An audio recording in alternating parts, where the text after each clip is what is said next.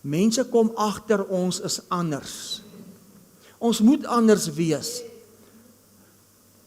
Toe Moses die 12 spioene uitstuur na die beloofde land om die beloofde land te verken, het 10 teruggekom en gesê, vergeet daarvan, daar's reuse.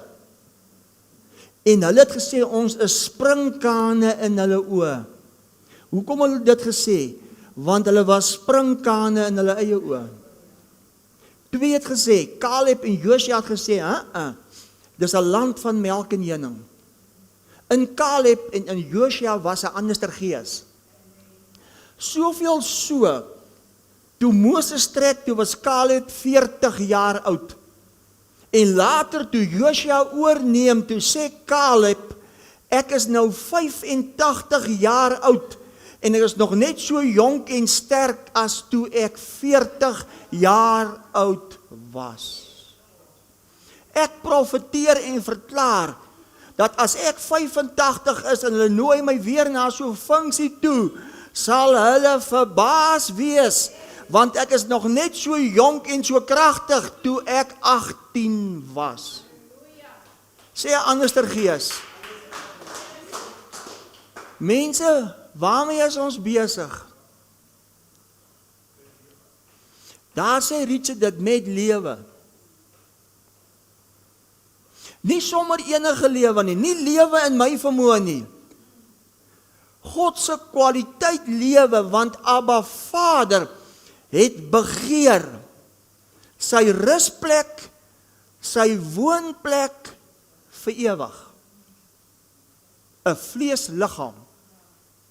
Sy lewe, sy energie. En jy geweet, energie kan jy eintlik nie skep nie. Energie kan nie tot niet gaan nie, maar dit kan van vorm na 'n ander vorm verander. God is energie, en ek is die manifestasie as die vleeswording van God as energie. Mag ek dit so sê vanoggend?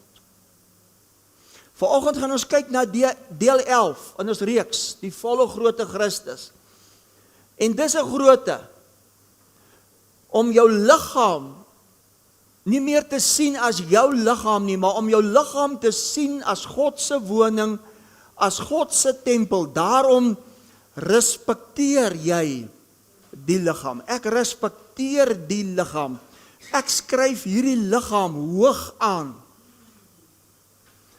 En om iets te respekteer beteken dus, ek eer dit, maar dit beteken vir my, as ek iets respekteer, beteken dit vir my, dit is waardevol.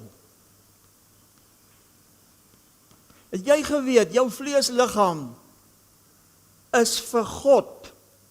Ons weet God is gees.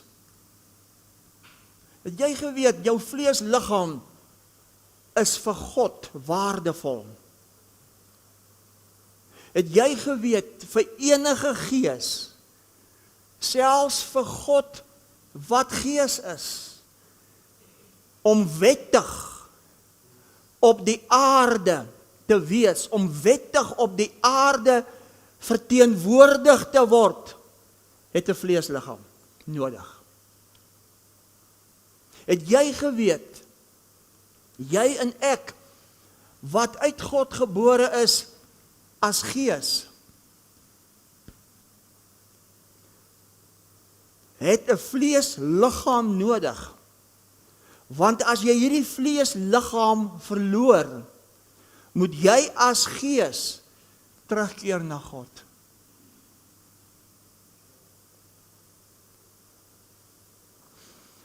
Enige vorm van verslawing. Hoekom sukkel die mens met enige vorm van verslawing?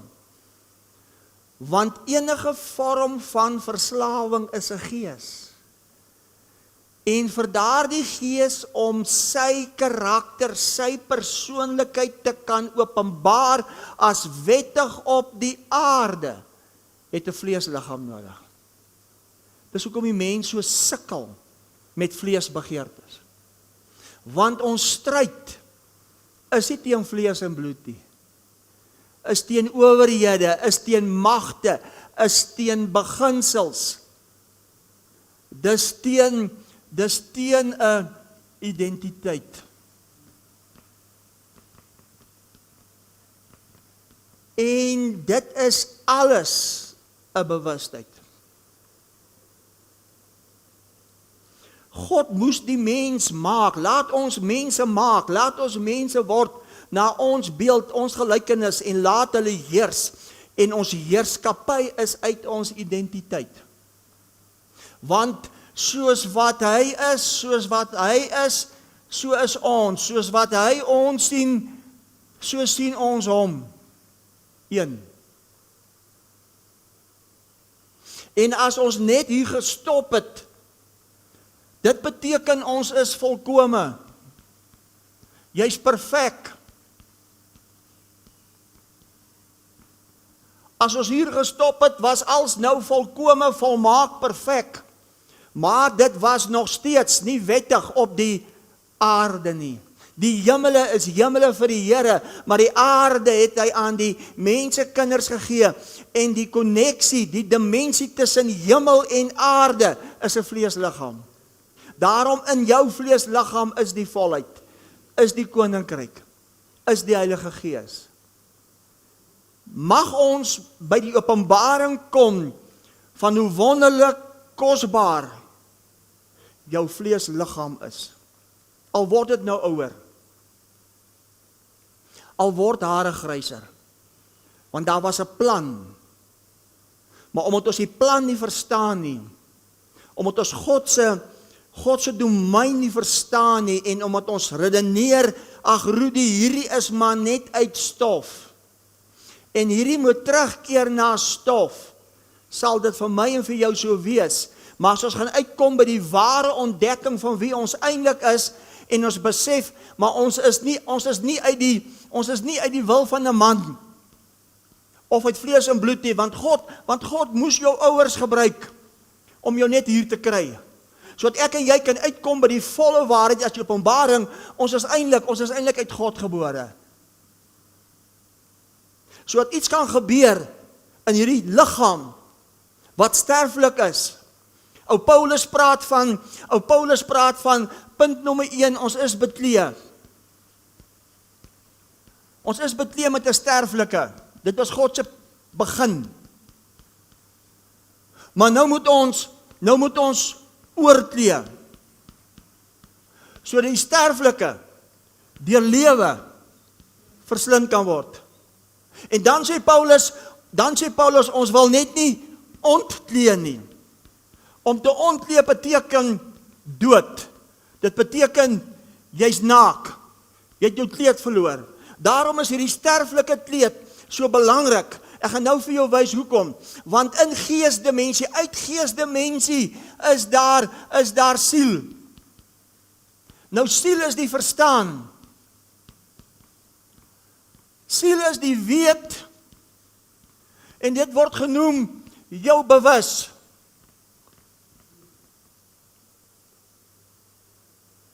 En dis nie al nie. Siel is ook jou gevoel. Ek kan skryf emosies. Ek kan skryf jou wil. En dit alles is jou gemoed.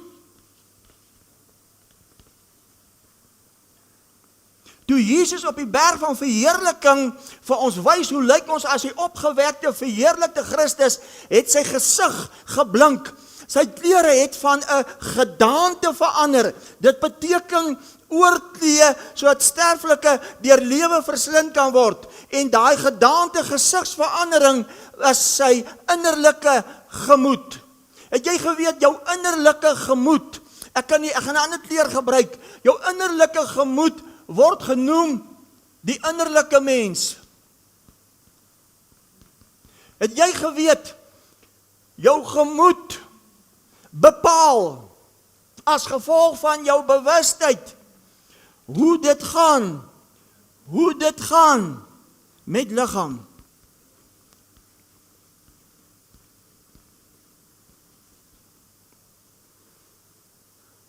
al vergaan. Al vergaan.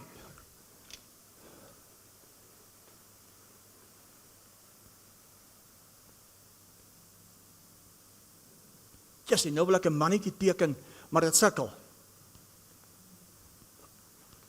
Al vergaan die uiterlike, nogtans word die innerlike dag na dag vernuwe. Want God gee dit 'n liggaam. Met ander woorde, deur lewe verslind, verheerlik, onverganklik beteken die innerlike mens, jou gemoed, via jou bewustheid, jou identiteit, gaan een of ander tyd oorkleef word, en die sterflike gaan deur lewe verslind word. Maar die teenoorgestelde is ook waar. Mag dit met jou goed gaan in alles, mag jy gesond wees, soos dit met jou gemoed gaan. Want as jou gemoedstoestand nie die denke van Christus as die ware jy identiteit is nie, gaan jou selfde gemoedstoestand, jou sterflike,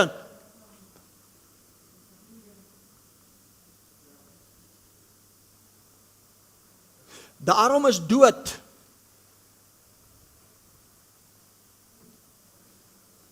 en as ek en jy hierdie liggaam kan begin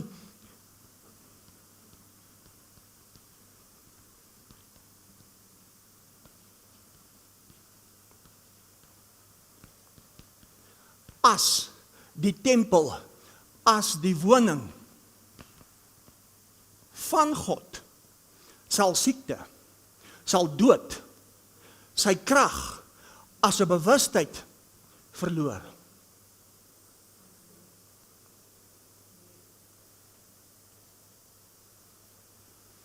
Dis hoekom gisteraand kon mense wat my nie eers ken nie, lewe, beleef, ervaar.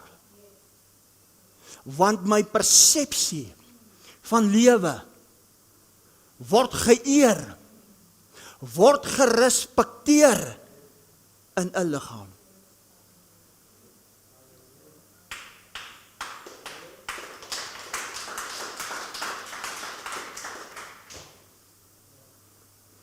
Met ander woorde, God het dit in gedagte gehad vir God om hier uit te kom. En wat so wonderlik is, hier is jy perfek, volmaak, volkome identiteit, maar die toestand van jou siel as verstaan, weet, gevoel, emosies, wil, intellek, bewus, wat rus in jou dimensie hart as innerlike mens, sal bepaal of die volmaak, volkome, perfek, wat jy reeds is, geopenbaar gaan word as volkome perfek, sigbaar. God het als klaar in jou geplaas. God se volheid, God se perfektheid, God se ewigheid, God se krag, maar die weg, die deur, wat dit of gaan oopmaak, of dit gaan toemaak, is siel. En die plek, waar dit geopenbaar gaan word as sigbaar, of sterflike word deur lewe verslind, of ek word ontleed, naak, dood, gaan dit bepaal word. Daarom is die einddoel van ons geloof, die saligheid van jou siel. Dit word ook genoem jou Christusdenke, die manlik, dit word genoem jou hartbewustheid, die vroulik. En soos wat die vrou 'n baarmoeder het, is jou siel, jou hart soos 'n baarmoeder, dit reflekteer alles wat hier aangaan. Here, dis mooi. Dis hoekom 'n pilletjie gaan jou nie help nie. Daar is wel 'n pil wat jou gaan help en dis die gospel.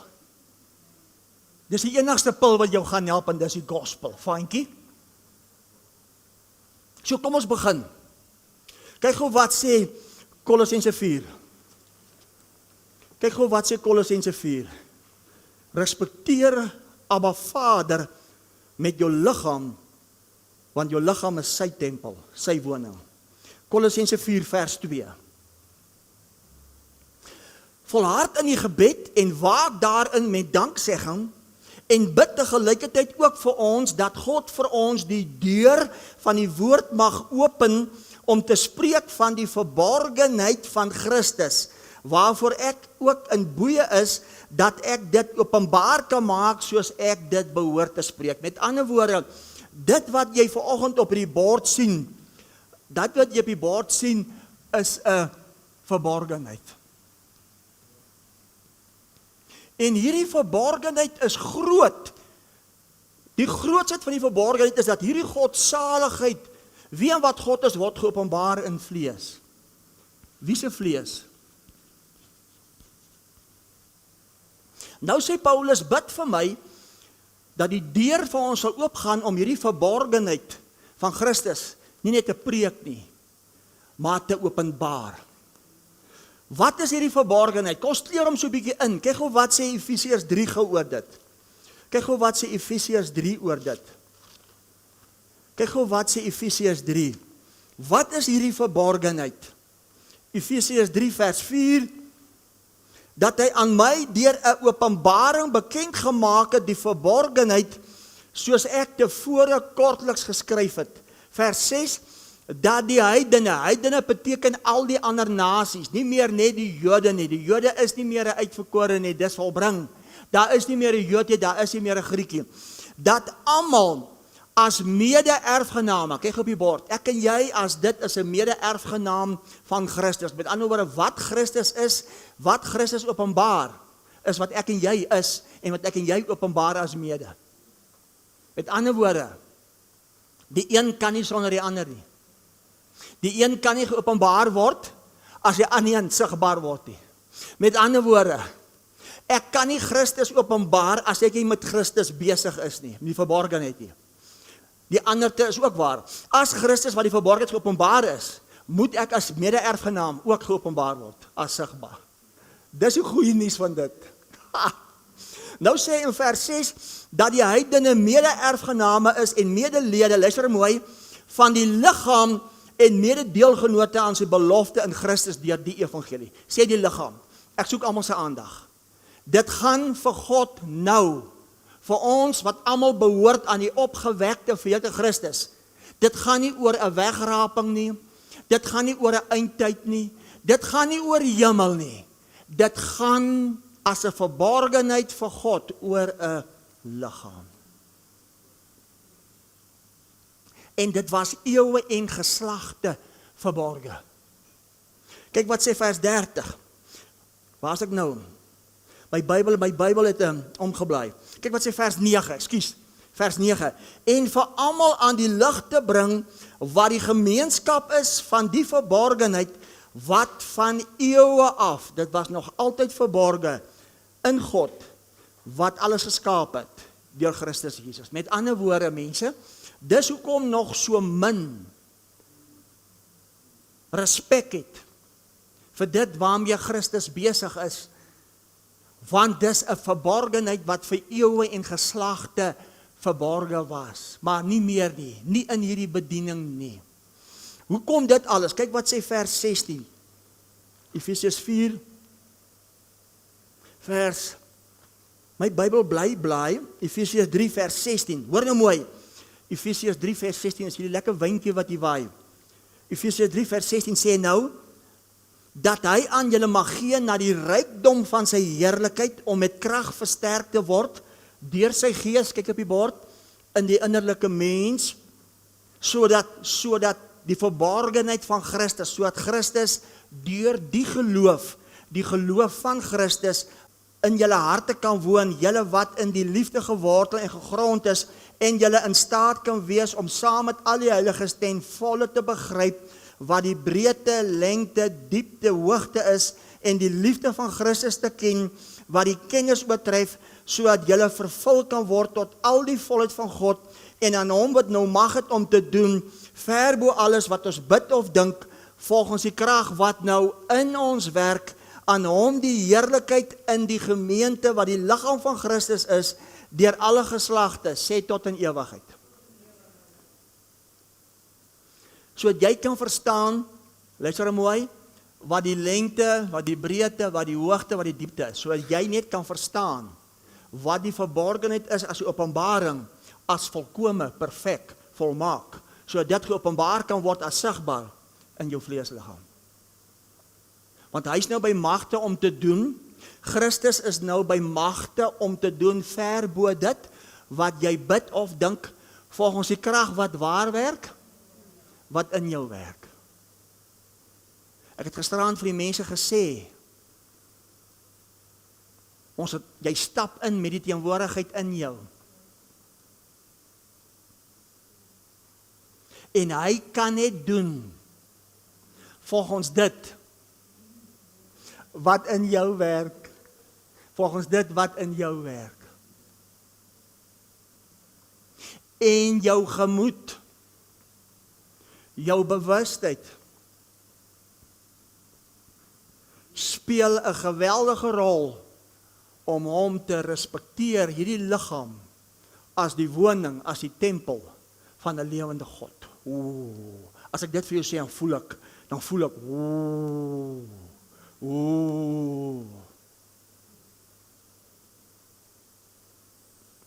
Kyk wat sê 2 Korintiërs 13. Kyk wat sê 2 Korintiërs 13.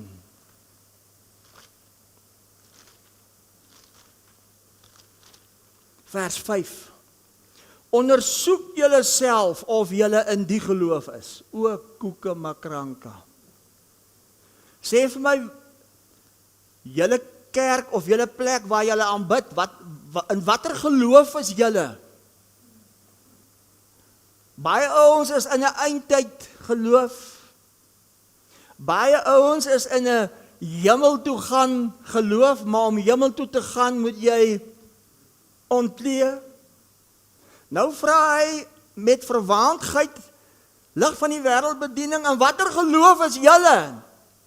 Ondersoek julle self of julle in die geloof is. Stel julle self op die proef, of is julle nie seker van julle self, dat Jesus Christus in julle is nie. As julle ten minste nie verwerplik is nie. Wat beteken verwerplik? Dit beteken onfiks. Ek slaag nie die toets nie. Waardeloos, verganklik. Dit beteken my bewustheid is 'n doodgaan mentaliteit. Is dit nie verskriklik nie? Stel julle self op die proef. Sê saam met my, stel jouself op die proef. Hoe? Kyk wat sê 1 Korintiërs 11. Kom ek wys jou hoe. En hier kom dit nou. Hier kom dit. Hoe stel jy jouself op die proef of jy in die geloof is? Of die Christus in jou is? 1 Korintiërs 11 vers 28. Maar die mens moet homself beproef en so van die brood eet en uit die beker drink. Dit verwys na die breek van die brood en die drink van die beker. Dan vertel hy vir ons hoe jy jouself beproefbaar stel. Vers 29. Want wie op onwaardige wyse eet en drink 'n oordeel oor homself, luister mooi, terwyl hy die liggaam nie onderskei nie. Die Afrikaanse vertaling en die meeste Bybel sê, terwyl hy die liggaam van die Here nie onderskei nie. Het jy geweet die oorspronklike sê nie Here nie, terwyl hy die liggaam nie onderskei as die liggaam van Christus, jou eie liggaam, as 'n ledemaat van die globale liggaam nie. Wat gebeur dan? Wat gebeur dan? Vers 30, daarom is daar onder julle baie swakkes en sieklikes en 'n aantal het ontslaap, ontleed. Met ander woorde, lig van die wêreldbediening. Ek begin al hoe meer besef, hoe meer ek hierdie liggaam respekteer, eer as waardevol, bewus, dit behoort nie aan my nie, dit behoort aan die verheerlikte, opgewekte Christus, hoe meer en meer begin dood en siektes en peste en pla my los, want die Christus kan nie siek word nie, en die Christus kan nie doodgaan nie. Hoor julle? Met ander woorde, hoe stel jy jouself beproefbaar? Deur te onderskei, hierdie liggaam is nie my liggaam nie. Hierdie liggaam is alreeds duur gekoop. Hierdie liggaam behoort nie aan my nie. Aan wie behoort hy dan? Aan die Christus. Verheerlik God met jou liggaam en met jou klein letter gees. Hoe? Deur te onderskei. As ek voel hier wil ek keelseer kom, dan sê ek keelseer, wat soek jy hier? Is nie my liggaam nie, is die liggaam van Christus. Laat jy gaan. Dis hoekom ek 'n ding het met siektes en nonsens.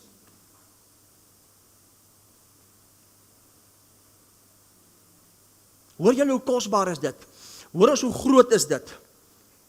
Die openbaring, luister mooi, hier kom dit. Die openbaring is nie Christus leef in jou nie. Luister, Christus in jou is nie iemand anders wat hy is nie. Jy sê, ek gaan 'n ding bring vandag. Christus beteken gesalfde. Christus beteken salwing.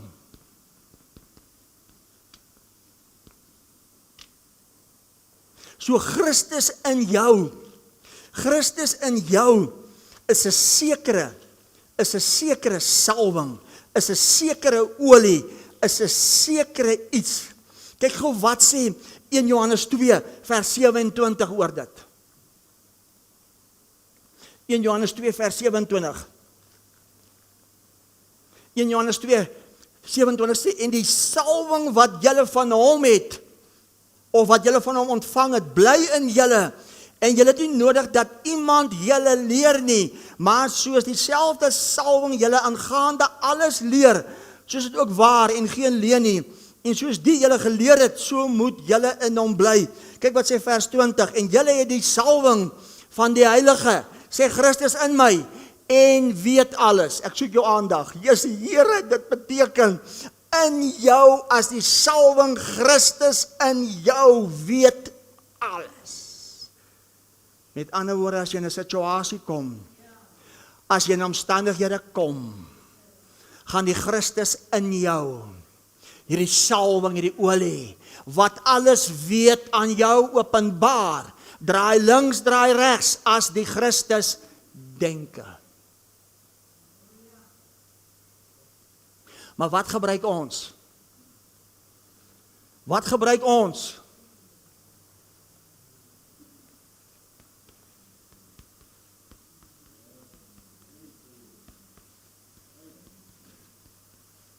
Dis hoekom my radikaliteit maak dat baie kwaad word vir my.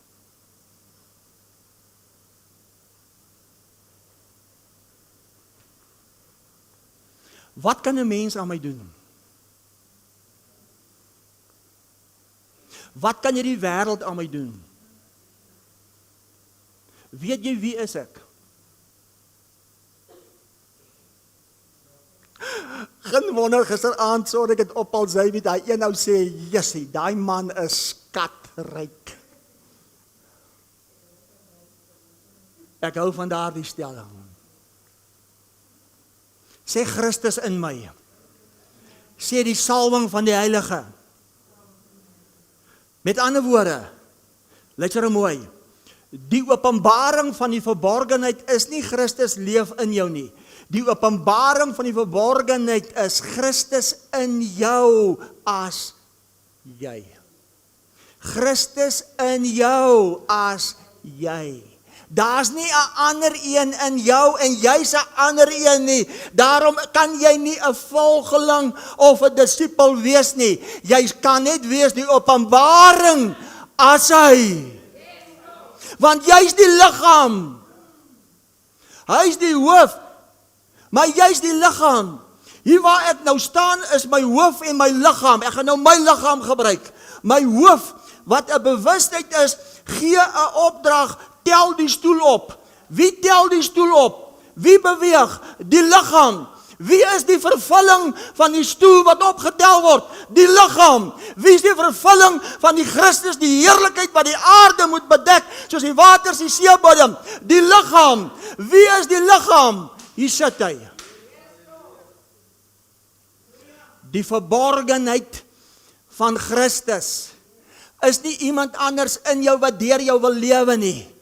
Dit is jy as Christus in jou, die verborgenheid, want as Christus jou lewe geopenbaar word, word jy as Christus, nee, word Christus as jy, nee, word jy as Christus een geopenbaar, as verheerlik.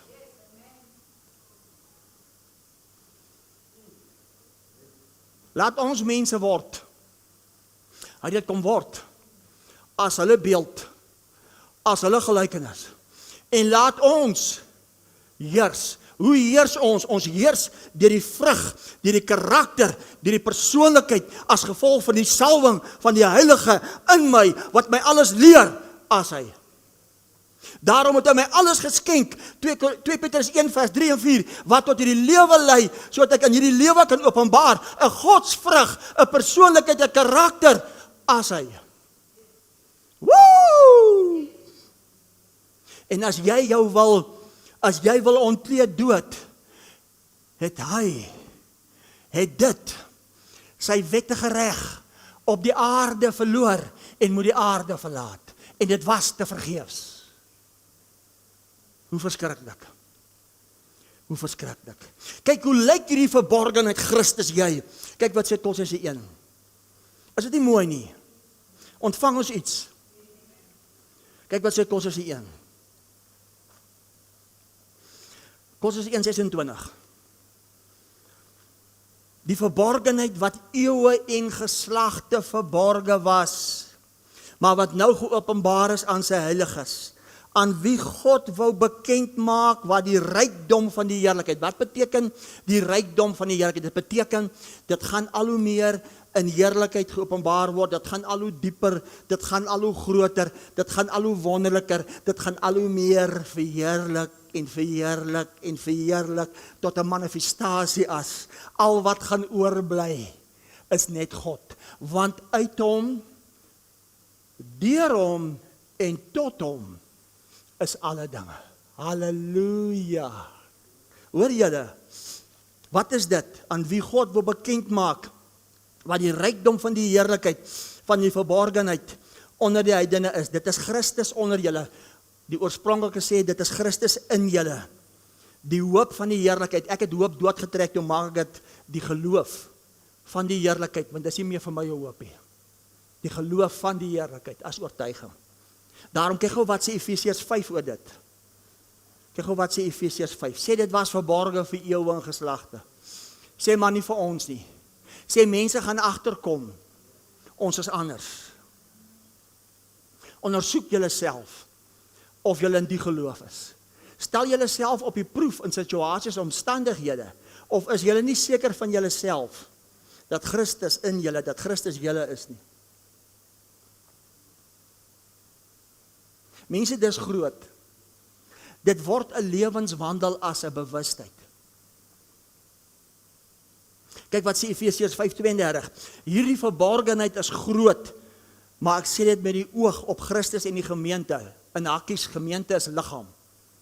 Kolossense 1 vers 18 sê, hy is die begin, hy is die hoof van die gemeente. Hy as die liggaam, as eerstgeborene uit die dode. So ek en jy, as dit wat jy vanoggend hoor as 'n verborgenheid, ons is die eerste uit die dood. Uit die dood om nie. So, word nou vernuwe, Efesiërs 4:22-23, word nou vernuwe in die gees van jou gemoed, sodat jy kan aantrek die ware, wie jy eintlik is. Die openbaarmaking as hy in waarheid.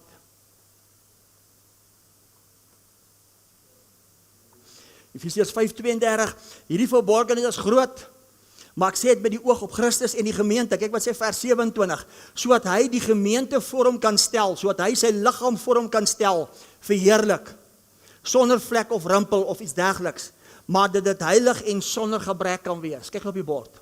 Hierdie liggaam, hierdie Christus mens, gaan 'n dimensie bereik van geen gebrek, van heilig, onvoorwaardelik, onberispelik, suiwer, al wat jy gaan sien nie. Jy gaan neerslat as gevolg van die teenwoordigheid, en ek sê, Here, 2026 is my rykdom van heerlikheid vir dit. Dat die teenwoordigheid, as jy by 'n plek instap, gaan hulle weet, Christus het ingestap. Kyk wat sê vers 28, so behoort die man hulle eie vrou lief te hê, soos hulle eie liggaam. Wie sy eie vrou lief het homself lief, want niemand, luister mooi, want niemand het ooit sy eie vlees gehaat nie, maar hy voed en koester dit soos die Here die gemeente. Ek soek almal se aandag. Niemand het sy eie vlees gehaat nie, maar hy het sy eie vlees lief en hy koester dit soos die Here wat gees is. En waar die Here wat gees is daar vryheid. En waar hierdie vryheid is die Here besig om sy vlees, wie sy vlees, sy liggaam, wie sy liggaam, te koester. So wat is hierdie dan? Die vleesliggaam van die Here, die vleesliggaam van die Gees, die vleesliggaam Christus ek, wat hy wil koester, wat hy wil pamperlang. So is hierdie liggaam nou jou liggaam, of is hierdie liggaam die Christus liggaam? So wat jy nou kan onderskei, beproefbaar, sodat siekte, sodat dood, sodat wat ook al fladder. Met ander woorde, lig van die wêreldbediening. Die enigste rede hoekom ons nog sukkel met siekte en dood is omdat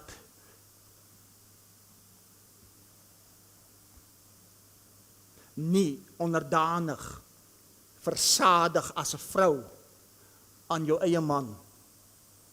Want vir hierdie vrou is daar nog baie ander mans, bekommernis, spanning, stres. Sê, sê nie vir my nie. Jy sê, Here, dis 'n plek om te wees. Dis 'n plek om te wees dat ander wat jou nie ken nie, vir ander sê, jy is skatryk. Wat 'n verklaring. Wat laat hulle dit sê? Hulle ken my nie eers nie. Weet jy wat laat hulle dit sê? Christus in hulle. Wat agterkom, Christus ek.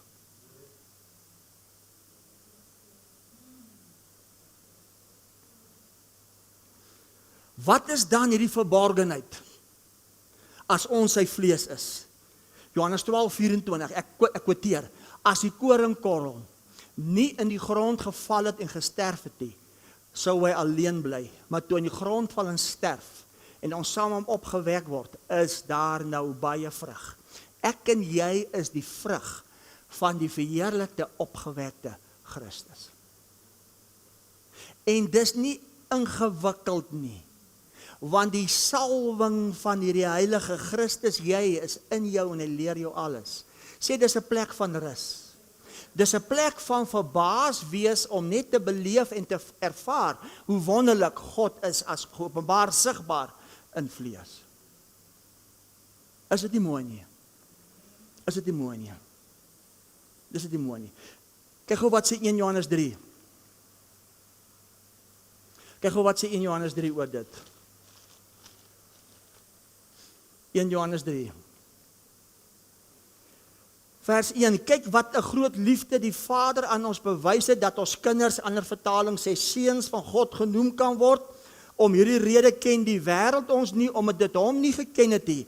Geliefdes, nou is ons seuns of kinders van God, dis nog nie geopenbaar in sy tyd nie, maar julle het vanoggend dit weer eens gehoor as geopenbaar, wat ons sal wees nie, maar ons weet dat ons as hy verskyn, aan hom gelyk sal wees, omdat ons hom sal sien soos wat hy is. Dit beteken, hy kan nie meer vir jou, as jy die verborgenheid kom met 'n wolk iewers daar ver, daar deur nie, want daar is nie meer as 1 of 2 nie, daar's net een liggaam, daar's net een gees. Al hoe hy nou gaan kom is, hy moet geopenbaar word in vlees. Wie se vlees? As sigbaar, hy geopenbaar, maar eintlik jy. Dis al hoe hy gaan kom nou, en kan kom nou. Is dit nie mooi nie? Is dit nie mooi nie? Is dit nie mooi nie? Wat is jou innerlike mens? Wat is hierdie innerlike mens wat dag na dag vernuwe word? Dis die ware jy, dis die gees van jou gemoed, dis jou innerlike gevoel of gesindheid, dis jou volkome oortuig te wees. Ons kyk gou na 'n voorbeeld en mag dit jou skok, om respek te hê vir hierdie liggaam as sy woning. Kyk gou wat sê Handelinge 8. Kyk gou wat sê Handelinge 8. Ietsie oor Paulus. Kom ek wys gou vir jou ietsie. Handelinge 8. Handelinge 7 het hulle vir Stefanus met klippe doodgegooi, en terwyl hulle vir Stefanus doodgooi, het Stefanus gesien hoe gaan die hemele vir hom oop. En die een wat almal opdrag gegee het om Stefanus dood te gooi, was Saulus. Saulus was Paulus voordat God vir Paulus aangeraak het. Met ander woorde, Paulus as Saulus het Christene doodgemaak, hy het die kerk vervolg oor dit wat jy hier hoor. Nou sê Handelinge 8 vers 1, en Saulus, dit was Paulus voordat God hom raak gery het op sy donkie. En Saulus het ook sy vermoording van Stefanus goedgekeur, en daar het in die tyd 'n groot vervolging teen die gemeente in Jerusalem ontstaan, en almal is verstrooi oor die streke van Judea, Samaria, behalwe die apostels, en godsvreesende manne het Stefanus begrawe en 'n groot rou oor hom bedrywe. Met ander woorde, Saulus maak Christene dood. Hy gee toestemming dat Stefanus doodgemaak moet word. Maar kyk wat gebeur in Handelinge 9. Toe Saulus op sy donkie ry, vers 3, en toe hy op sy reis na Damaskus kom, omstraal hom skielik 'n lig van die hemel af. En hy val op die grond en hoor 'n stem wat vir hom sê, Saul, Saul, waarom vervolg jy my? En hy sê, wie is u Here? En die Here antwoord, ek is Jesus wat jy vervolg. Dit is hard vir jou om teen die prikkels te skop. Luister mooi. Toe Paulus as Saulus op die grond val, toe kom 'n stem wat vir hom vra, Saul, Saul, hoekom vervolg jy my? Maar Saul het nie vir hom vervolg nie. Saul het die kerk, die gemeente, die liggaam vervolg. Met ander woorde, luister mooi, die verborgenheid van Christus, as die liggaam van Christus vervolg, doodgemaak, siek word, is dit nie Dirk, is dit nie Martha, is dit nie Johan, is dit nie Alzaan, wat vervolg, siek, gemartel word nie, dis Christus.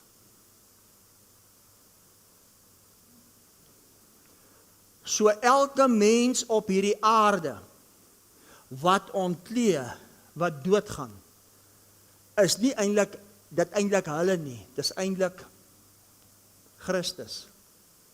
Kan julle dit sien? Wat doodgaan.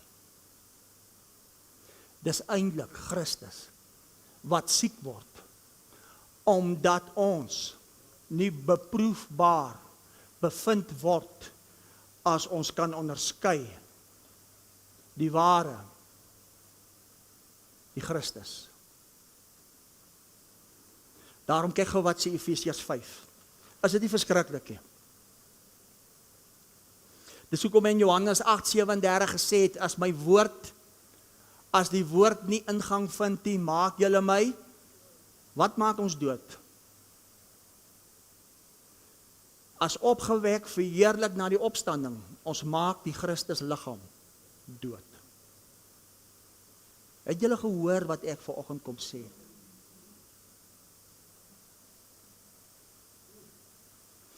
Daarom kyk wat sê Efesiërs 5.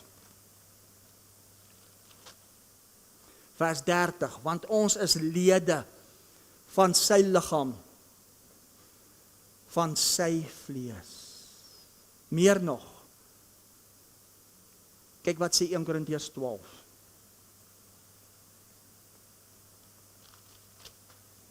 Want net soos die liggaam, vers 12, want net soos die liggaam een is en baie lede het, en al die lede van die een liggaam is, al baie een liggaam is, so ook Christus.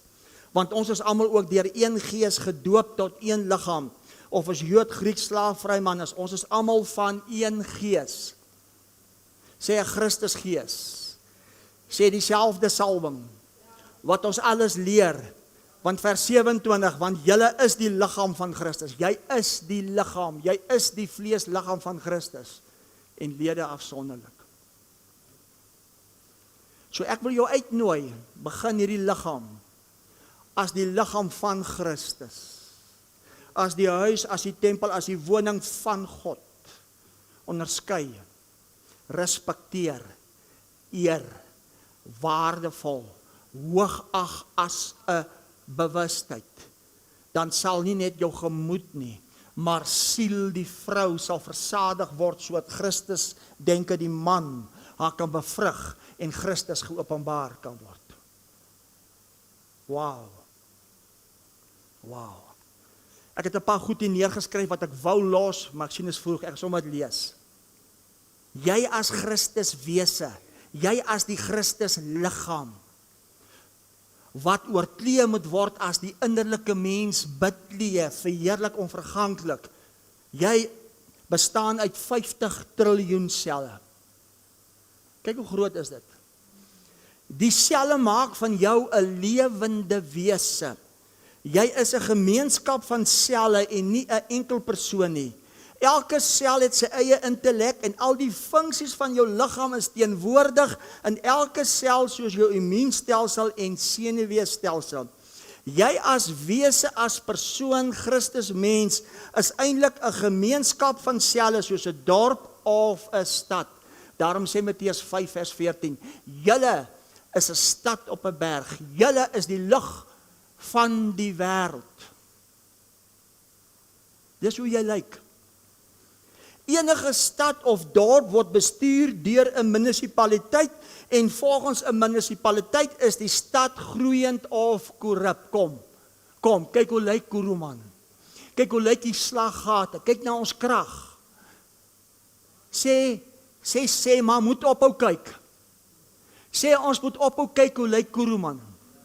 Sê ons moet begin kyk hoe lyk die liggaam van Christus as 'n stad. Want jy as die liggaam van Christus het ook 'n munisipaliteit. En hoe lyk jou strate? Hoe lyk jou lig? Want as jou oog reg is, sal jou lig verlig wees. Of is jy ook maar korrup? Jy is 'n samestelling van selle as 'n stad. Ook met 'n munisipaliteit as groeiend of korrup. Jou denke, jou bewustheid. Jou gedagtes is nie net in jou brein nie, maar ook in elke sel en straal vanuit elke sel uitwaarts en inwaarts. Daarom dit wat ons bedink bewus, beïnvloed die ander mense om ons as die liggaam, as die Christus. Elke sel het sy eie intellek, maar in 'n gemeenskap van selle gee elke sel sy eie intellek op en reageer op die sentrale bewustheid en boodskap deurgegee, dit wat jy bedink. Jesus, is fantasties. Toe ek gebore word uit my ouers as die roos stamboom, die roos familie, het my selle en my gene die gehad bloedlynvloeke van die rose. Maar toe ek uitkom by die waarheid as 'n verligting of verheerliking, 'n onderskeiding, dis nie meer 'n roos liggaam met 'n cholesterol en strooi nie, dis onderskei die liggaam as Christus, het my bewustheid iets gedoen as uit God gebore, en nou word God se DNA, God se gene, God se logika, God se logos geopenbaar, ook in 'n vlees liggaam. Woe!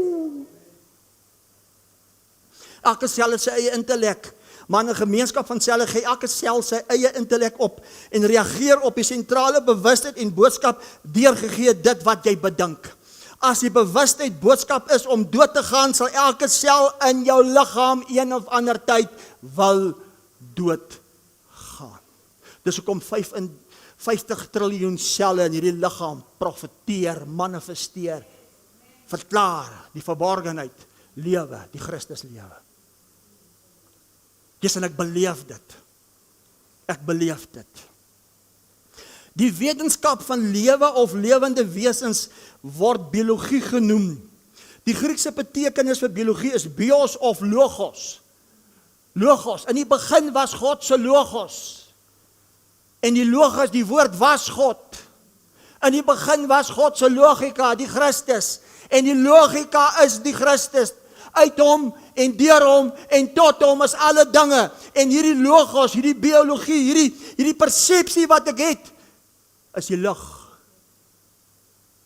wat die mens kom verlig. Ek hoop ek stig julle met dit. Jou persepsie of waarneming beheer jou biologie, jou logos.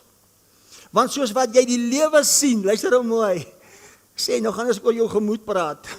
Want soos wat jy die lewe sien, So word jou optredes. Dit beheer ons gene en kan selfs jou genetiese kode herskryf. So as ek Christus die lewe is, en ek kan begin sien soos God my sien, dan herskryf ek. Dan herskryf ek gene, want ek openbaar die DNA van God, 'n bewustheid, 'n persepsie. Daarom word vernuwe in die gees van jou gemoed, in dit waarvan jy oortuig is as jou persepsie oor die lewe. Onthou julle Romeine 8 vers 6, dit wat vlees bedink, persepsie is dood, maar dit wat Christus bedink, die gees is lewe en vrede. Jy is nie meer 'n slagoffer. Jessie, dis 'n grootte.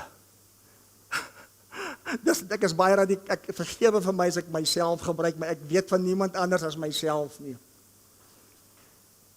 Jy is nie meer 'n slagoffer van jou genetika nie, maar verantwoordelik vir die bewustheid as omgewing in jou eie lewe. Jou bewustheid word jou realiteit.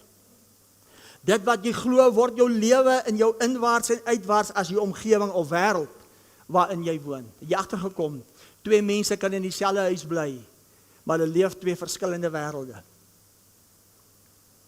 Niemand sien die wêreld as dieselfde nie, maar ons kan begin sien soos God sien. Daarom kan jy jou persepsies aanleer. Ons almal het stemselle vir die herstel van vesel en ou selle om vir baie jare jong te bly. Psalm 103 vers 5, hy wat jou siel versadig met die goeie, hy wat jou siel versadig met die goeie, sodat jou jeug weer nuut word soos die van 'n arend. Dis in my en jou vermoë. Ons almal het stemselle vir die herstel van vesel en ou selle om vir baie jare jong te bly. Hoekom word ons dan oud? Want die denke beheer jou selle en jou gene. Jou omgewing wat jy as gevolg van jou gemoed skep, verander die gedrag van jou selle. Ek is amper klaar. Kan ek maar die res ook lees? Net ter inligting. Ek gaan eers 'n slukkie koeldrank vat. Ons is te vroeg klaar, maar toe maar wat. Nou kom ons by almal het emosies. Maar in die meeste gevalle het emosies vir jou. Ek herhaal, almal het emosies. Maar as jy nie weet, dan het emosies. Vir jou. Yes, en ek het 'n ding met dit. O, die Here moet lyk my van my help, en nie vir julle nie.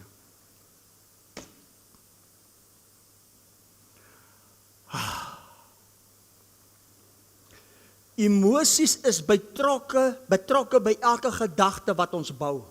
Trouwens, met elke herinnering wat jy skep, het jy 'n ooreenstemmende emosie wat daaraan geheg is, wat in jou brein gestoor word en as 'n fotokopie in jou liggaam se selle teenwoordig is. Met ander woorde, die emosie wat jy skep as 'n herhaalde bewustheid, 50 triljoen selle, het 'n fotostaat van dit. Geen wonder. Geen wonder. 'n Emosie is enige bewuste ervaring wat deur intensiewe breinaktiwiteit en 'n bepaalde graad van genot of misnoë gekenmerk word. Hoekom het ons emosies? God is die skepper daarvan, want God is gees. Om God te ervaar, want as God liefde is, hoe gaan jy liefde ervaar? Want jy kan liefde self nie sien nie. Jy kan net die emosie en die reaksie van die liefde ervaar. Daarom het jy emosies. God het in gedagte gehad emosies, 'n emosionele wese om God te ervaar as vrede, as liefde, as lankmoedigheid, as sagmoedigheid, as getrouheid, as selfbeheersing. Maar omdat dit met gemoed nie goed gaan nie, omdat ons nie weet wie ons is nie, omdat dit 'n verborgenheid is, het omstandighede, situasies, het mense om ons as gevolg van 5 sintuie. En nou het emosies vir ons.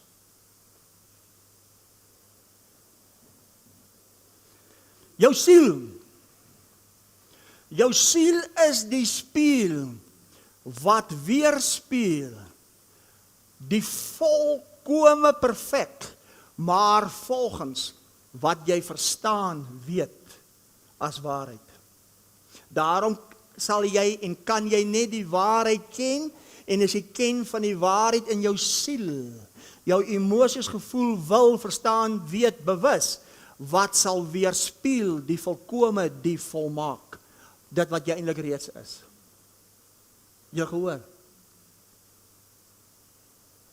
Met ander woorde, as ek opvleend is en ek verloor my hiermeer, gaan my siel iets weerspieël wat nie ek is as identiteit, die ware nie. Maar hy gaan iets weerspieël as gevolg van 'n emosie of 'n gemoedstoestand as gevolg van. Maar hoe meer ek met waarheid besig is, hoe meer hierdie woord wat skerper as enige tweesnydende swaard, wat nie meer ek lyk so nie, maar wat sodat siel kan versadig word, sal siel weerspieël die ware, die perfekte, die volkome. En wat gebeur dan? Dan begin liggaam die beeld manifesteer, die reflektering as verheerliking. Hier is hy, geopenbaar in vlees. Is dit nie mooi nie? Daarom sê 2 Korintiërs 3 vers 18, wanneer jy met 'n onbedekte gesig soos in 'n spieël, jou siel begin weerspieël, die heerlikheid, die volkomenheid, sal jy van 'n heerlikheid verander, as die beeld van die heerlikheid, die ware, hier is God sigbaar in vlees. Daarom is die einddoel van jou geloof, nie om jou in die hemel te kry nie. Die einddoel van jou geloof is die saligheid, die versadiging van siel. En al hoe siel versadig word, is deur die woord van God. Die waarheid, wat jou kom vrymaak. Is dit nie fantasties nie?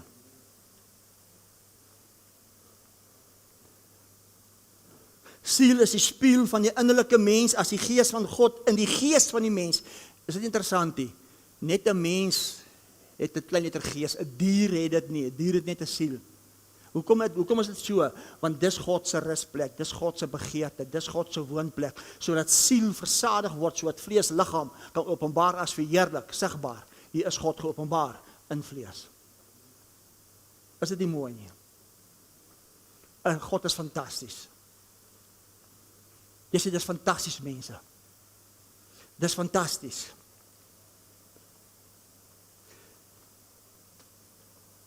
Kom ons doen 'n oefening en ek sluit af. Kyk wat sê Markus 9. Kom ons doen gou 'n oefening en dan sluit. Wys ek vir julle 'n oefening om jou te help vir die week, om jou liggaam te respekteer as sy huis, as sy woning, as sy tempel, sodat jy kan onderskei die liggaam van Christus as geopenbaar in siekte en nonsens los jou.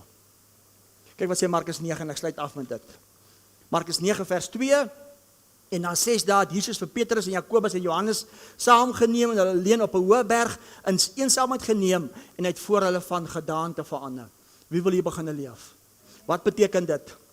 Hoë berg beteken, ek vertel gou vir jou, Psalm 132 vers 13-14 sê God het Sion uitverkies.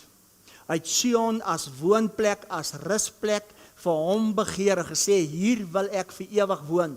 Nou Sion beteken, die berg Sion beteken die hoogste vorm van suiwer bewustheid, sê die Christusdenke.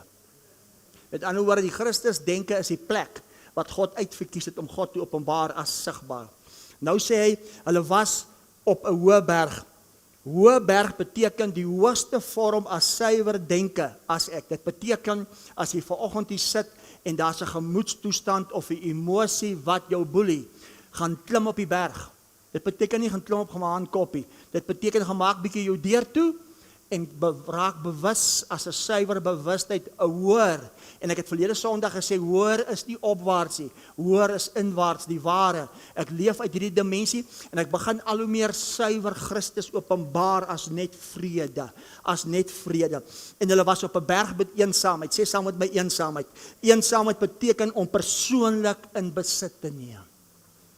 So dis baie keer 'n goeie ding om bietjie alleen te wees. Om in besit te neem die ware jy. Want hy wat die geestesvermoë besit deur die gewoonte geoefen. Want melk is vir hulle wat onervare is in die woord van geregtigheid.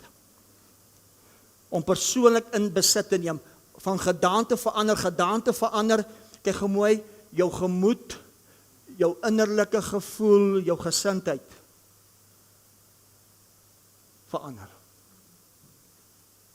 Jy is nog steeds in dieselfde omstandighede. Maar jou persepsie van die wêreld wat jy nou skep, is anders. Wat 'n plek om te wees. Ek sluit af, 2 Korintiërs 4. 2 Korintiërs 4. Ek hoop dit het vir julle gehelp. Respekteer jou liggaam, eer jou liggaam, dis kosbaar. Hierdie liggaam behoort nie aan jou nie. Is die Christus liggaam. En as jy dit kan begin onderskei, dis hoekom, omdat ons dit nie onderskei nie, is daar baie wat siek is, en baie wat naak ontklee. En kom ons let op ons gemoedstoestand. Paulus sê, alles is my geoorloof, maar nie meer alles is vir my nuttig nie. Weet jy wat doen gemoed? Baie van ons sukkel met 'n verslawing. Ons sukkel met iets wat die Christus liggaam nie goed doen nie, as gevolg van ons eie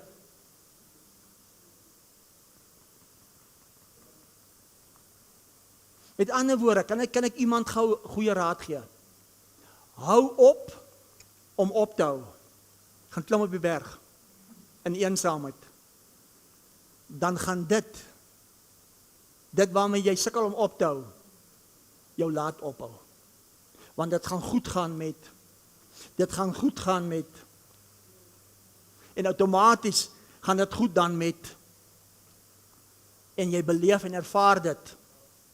Jy sê, wat 'n plek. 2 Korintiërs, ons sluit af, 4 vers 7. Vers 7 sê, maar ons het hierdie skat in aardekruike, so die voortreffelikheid van die krag van God mag wees, net onsself. Kyk hierso, ons het dit alles in 'n aardekruik. Wat is die aardekruik? Die sterflike liggaam. Maar een of ander tyd moet die aardekruik breek, en as die aardekruik breek, kom die lig uit. Die verheerliking. Hoe?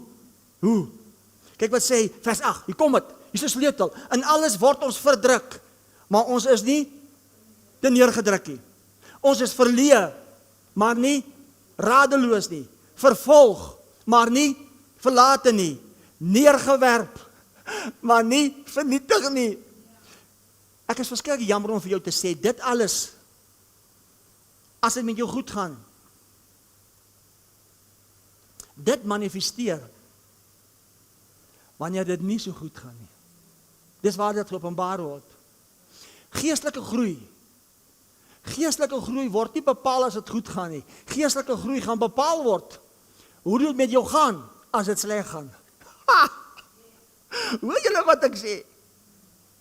Waar gebeur dit alles? Vers 10. Gedurig dra ons die doding van die Here Jesus in die liggaam om, sodat ook die lewe van Christus in ons liggaam openbaar kan word, want altyd word ons wat lewe oorgelewer in die dood om Jesus wil, sodat ook die lewe van Jesus in ons sterflike vlees liggaam openbaar moet word. Sê oorlewe. Sê sodat sterflike deur lewe verslind word. En dis alles in jou. Amen. Kom ons gee hom 'n lekker lofoffer vir dit.